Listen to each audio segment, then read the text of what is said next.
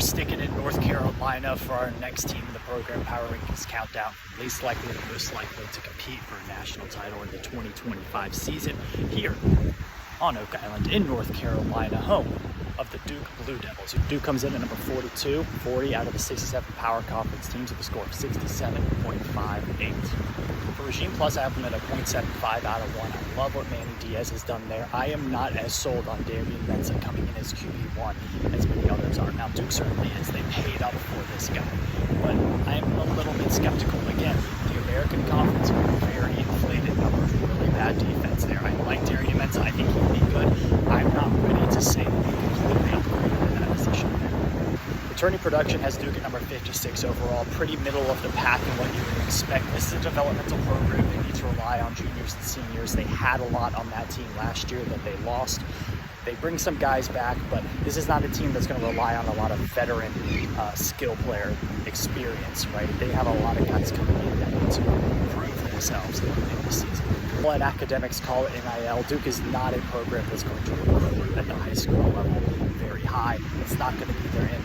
They are going to go and pay for some of these guys in the NIL transfer market, but from high school, I have them number 60 in the country.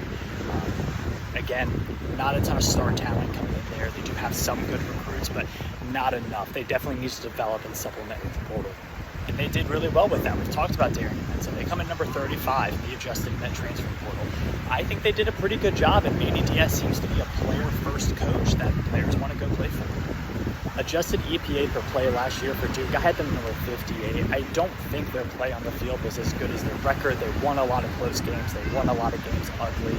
Good for them. That's how they're going to have to win, but this isn't a team that's really going to blow you away. I would expect them to be probably around the 50s, maybe low 60s this year. The market has Duke coming in at number 43 in the country. I think that's about right. If you look at their schedule, it's not that hard.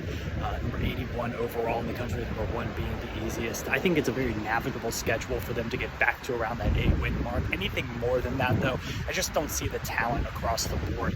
And I do think some of these one-score games are going to flip to the other side. So Duke is a good team.